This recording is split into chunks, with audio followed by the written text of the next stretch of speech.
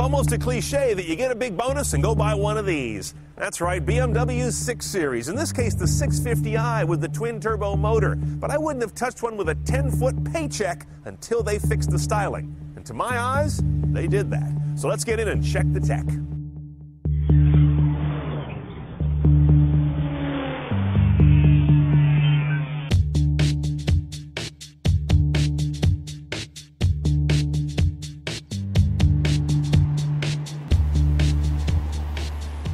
Now, the 6 Series has always been a nice place to sit and be a rich guy, but I think even more so now. They've recast the cabin, and this is a signature BMW thing now. This fixed, very generous display that is mounted as if it was a pop-up, but it's not, and very high. In fact, the midline of that display is actually higher than the midline of your main gauges. And that screen is going to display a lot of base tech, as you can imagine, in a car of this tier. Navigation is standard, of course. Bluetooth hands-free is standard, even though BMW tends to nickel and dime you on certain tech.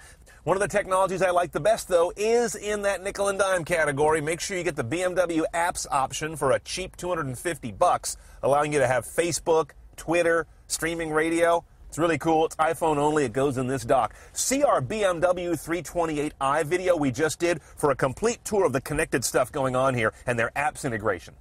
Without optioning, you get AM, FM, HD radio, optical CD slot right here, no DVD playback, as well as an aux jack. Now, to go beyond that basic setup of inputs and get better sound, you option premium sound. It's about $1,800. It gets you Logic 7, amplification and speakers, 7.1 is the arrangement, and you also then get USB plus iPod here in the console, as well as satellite radio with a year of activation. And if you want to go even further than that Logic 7 audio upgrade, go for that thing on the top. What looks like some kind of a little gun port about to shoot you. That's part of the Bang & Olufsen audio upgrade. $3,700 all by itself, part of an overall speaker array they say gives everyone in the car, no matter where you're sitting, equal sound dispersal.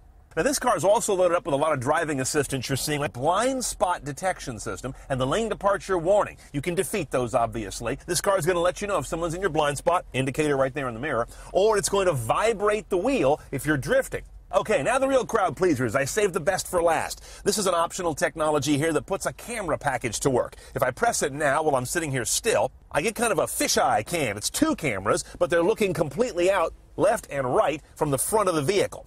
Then, of course, I've got the standard backup cam when I go in reverse. And check this out. I can also get an around view cam that shows sort of the God view of the car. The rear camera lives under a needlessly clever motorized trunk badge. I bet that'll be cheap to fix when it jams. Now, normally Luxo status cars like this are automatic transmission all the way, but this one bases with a 6-speed manual, even with that big hairy V8. That's unusual. You can option this 8-speed sport automatic with the paddles here on the wheel for no extra cost. 650i on the back end means a 4.4-liter V8 on the front end with direct injection and dual twin-scroll turbos. That does 400 horse and 450 foot-pounds of torque to get this 2-ton coupe up to 60 in a tick under 5 seconds, while delivering decent MPG of 1523 or 22 if you get the automatic. Keeping the burden on this powertrain low as possible are aluminum hood and doors, plastic fenders and trunk lid, and aluminum subframes front and rear. That 4,000-pound curb weight is actually something of a victory.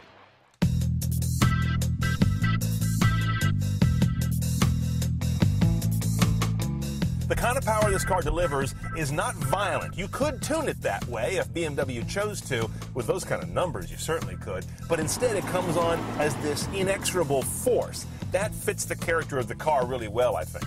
They've got this 8-speed automatic really well programmed where I'm not sure I'd ever go for a manual on this car. I think this is going to make you very happy. Now, the way these drive modes work, I describe them like this. Comfort Plus is a soft, cushy ride, at least by BMW standards, which isn't very soft and cushy at all. Comfort is normal. Sport is what you would expect. It'll tighten up the chassis, transmission, and accelerator behavior. And Sport Plus takes it one more level. It turns off track control and has all the sport settings. This car is really a joy to drive because it has so much power, which tends to erase weight, which it does have a fair amount of. But most importantly, perhaps, is BMW has almost entirely dialed turbo lag out of this engine. You never find it, at least not discernible, on top of the automatic. There's a certain amount of vagary in an automatic gearbox, and you can't detect any turbo lag, at least I can't, beyond that bit of filtering. The driver assistance package also includes self-parking. Now, BMW carefully couches this feature in language that makes it clear they do believe purchasers of the ultimate driving machine do know how to drive and park. Okay, a 650i is not a cheap car, of course. 84 grand base with delivery.